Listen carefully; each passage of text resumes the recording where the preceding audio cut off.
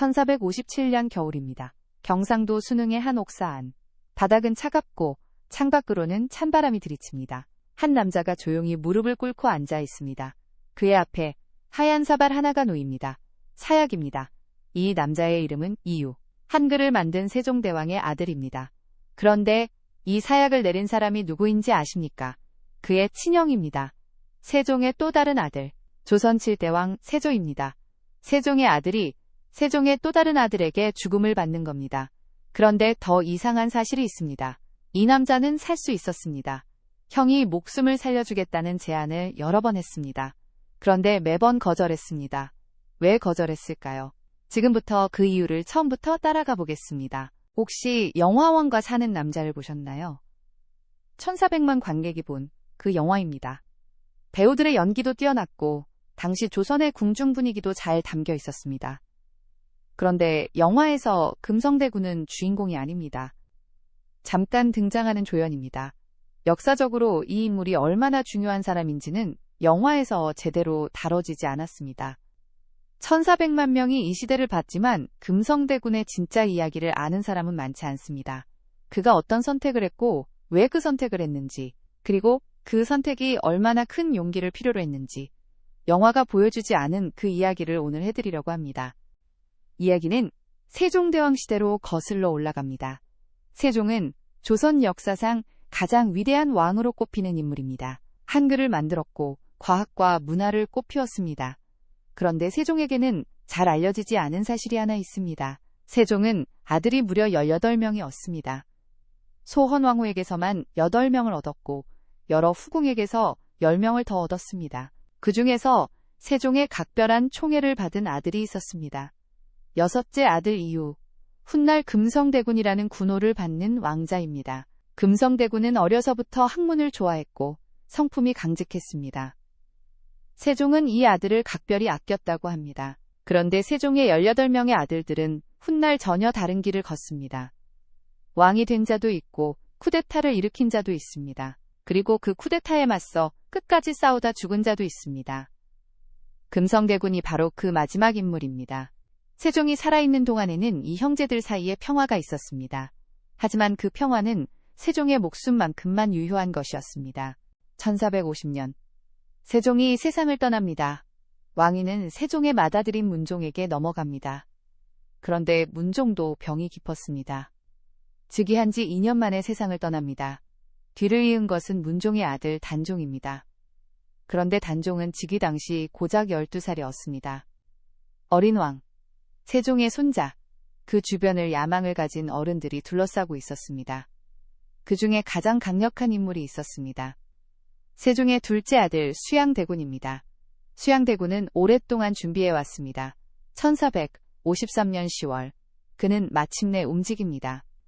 한밤중에 군사를 이끌고 재상 김종서의 집으로 쳐들어갑니다. 김종서는 그 자리에서 목숨을 잃습니다. 수양대군은 한 명씩 반대 세력을 제거해 나갔습니다. 황보인, 조극관, 며칠 사이에 조선의 조정이 완전히 바뀌어버렸습니다. 이것이 계유정난입니다. 조선 역사상 가장 큰 권력 쿠데타 중 하나입니다. 단종은 허수아비 왕이 되었습니다. 실권은 수양대군이 쥐고 있었습니다. 그로부터 2년 뒤인 1455년, 수양대군은 마침내 단종에게서 왕위를 빼앗습니다. 그가 바로 세조입니다. 조정에서 이 쿠데타에 맞선 사람들이 있었습니다. 성산문을 비롯한 사육신입니다. 그리고 왕실 안에서 끝까지 저항한 왕자가 있었습니다. 금성대군입니다. 세조는 왕이 된 뒤 형제들을 불러 모았습니다. 충성을 요구했습니다.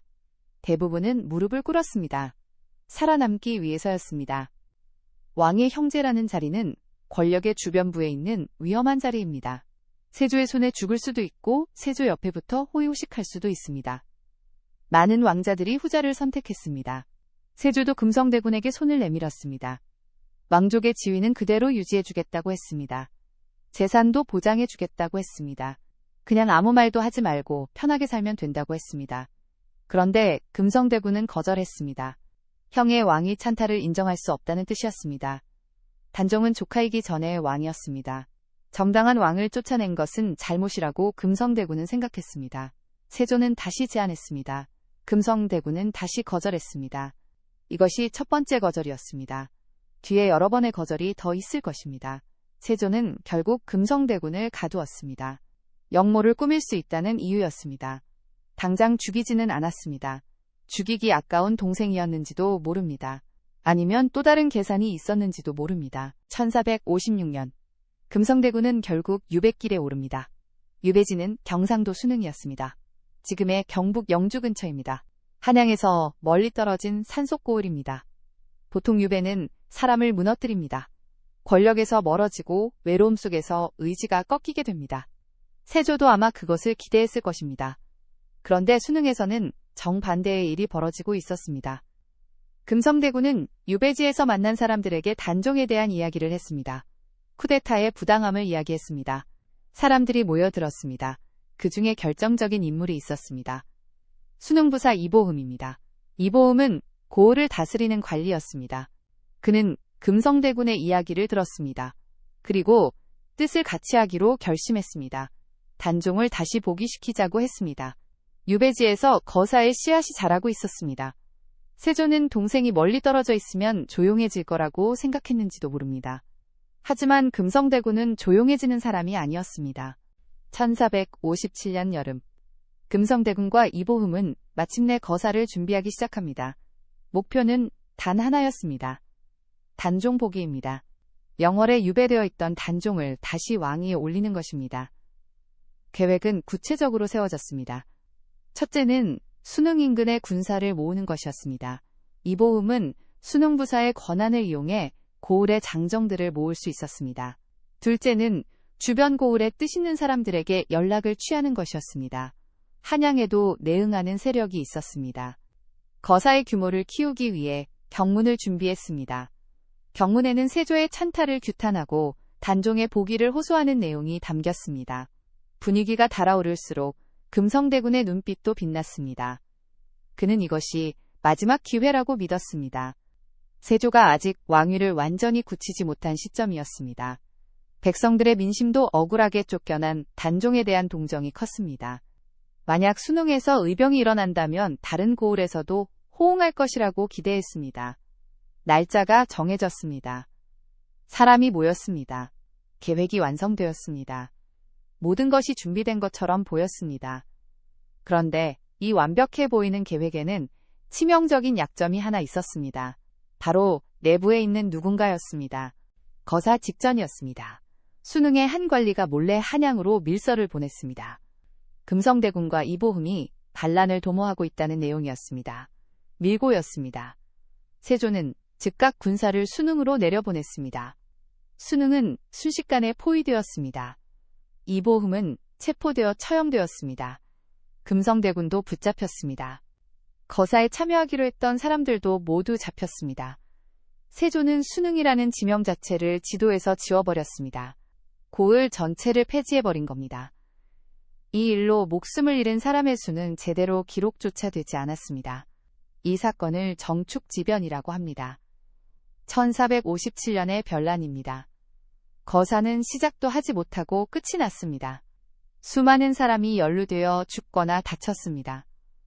그런데 체포된 금성대군 앞에 뜻밖의 소식이 찾아왔습니다. 세조의 사자가 도착했습니다. 놀랍게도 목숨을 살려주겠다는 제안이었습니다. 믿기 어려운 제안이었습니다. 반란을 2번이나 일으킨 동생에게 왕이 살려주겠다고 한 겁니다. 세조가 진심이었을까요? 아니면 항복을 받아내 자신의 정당성을 확보하려 한 걸까요? 지금도 의견이 갈립니다. 어쩌면 세조도 동생을 죽이고 싶지 않았는지 모릅니다. 피를 나눈 형제이고 함께 자란 사람입니다. 그냥 무릎만 꿇으면 됩니다. 그냥 항복만 하면 됩니다. 세조는 그것을 원했습니다. 그런데 금성대군은 거절했습니다. 세조는 또 제안했습니다. 금성대군은 또 거절했습니다. 전해지는 기록에 따르면 이 과정이 여러 차례 반복되었습니다. 금성대군의 논리는 간단했습니다. 세조의 왕위는 정당하지 않다는 것입니다. 그것을 인정하는 순간 자신의 싸움 전체가 거짓이 됩니다. 살기 위해 거짓을 말하는 것은 그에게 죽는 것과 같았습니다. 영상 초반에 던진 질문이 있었습니다. 왜 거절했는가? 이제 그 답이 나왔습니다. 그것은 원칙의 문제였습니다. 목숨보다 무거운 원칙이 있었기 때문입니다. 금성대군은 마지막까지 거절했습니다. 1457년 음력 10월 금성대군은 순흥의 옥사에서 사약을 받았습니다. 그런데 그 시각 약 50km 떨어진 강원도 영월에서도 한 사람이 죽어가고 있었습니다. 단종이었습니다. 단종도 같은 시기에 사사되었다고 전해집니다. 세종의 손자와 세종의 아들이 거의 같은 날 목숨을 잃은 겁니다. 세조의 쿠데타에 끝까지 저항했던 두 사람이었습니다. 한 사람은 왕이었고 한 사람은 그 왕을 지키려 했던 왕자였습니다. 두 곳에서 두 개의 사약잔이 비워졌습니다. 세종이 아꼈던 두 사람이었습니다. 같은 하늘 아래서 같은 죽음을 맞이했습니다. 그리고 이 모든 죽음을 명령한 사람도 세종의 아들이었습니다. 세조는 이 모든 것을 역사에서 지우려 했습니다. 금성대군의 이름을 기록에서 삭제했습니다. 순흥고을을 없애버렸습니다. 그 지역의 백성들을 흩어버렸습니다. 그런데 이상한 일이 생겼습니다. 순흥 사람들은 떠났지만 금성대군의 이름을 잊지 않았습니다. 몰래 제사를 지냈습니다. 이야기를 후손에게 전해줬습니다. 공식 역사서에는 없는 이름이 민간에서는 살아남았습니다. 그로부터 282년이 지났습니다. 1739년 영조시대입니다. 금성대군은 드디어 복권되었습니다. 단종과 함께 충신으로 공식 인정받은 겁니다. 이름을 지우려 했던 왕은 역사의 뒤안길로 사라졌지만 지우려 했던 이름은 오히려 더 빛나게 되었습니다. 순흥에는 오늘날에도 금성대군을 기리는 사당이 남아 있습니다. 570년이 지난 지금도 그 이름은 기억되고 있습니다. 세종은 나라를 설계했습니다. 법을 만들고 문자를 만들고 백성이 살 수 있는 질서를 만들었습니다. 그 나라를 부수려 한 아들이 있었고 그 나라를 지키려 한 아들이 있었습니다. 역사는 결국 지키려 한쪽에 손을 들어주었습니다. 금성대군이 우리에게 남긴 것은 단 하나의 질문입니다. 편한 길이 있을 때 당신은 어떤 선택을 하겠습니까? 목숨을 구할 수 있는 기회가 주어질 때 당신은 무엇을 포기하겠습니까? 오늘 이 이야기가 흥미로우셨다면 구독과 좋아요 부탁드립니다. 다음 영상에서는 또 다른 잊혀진 조선의 이야기를 가져오겠습니다.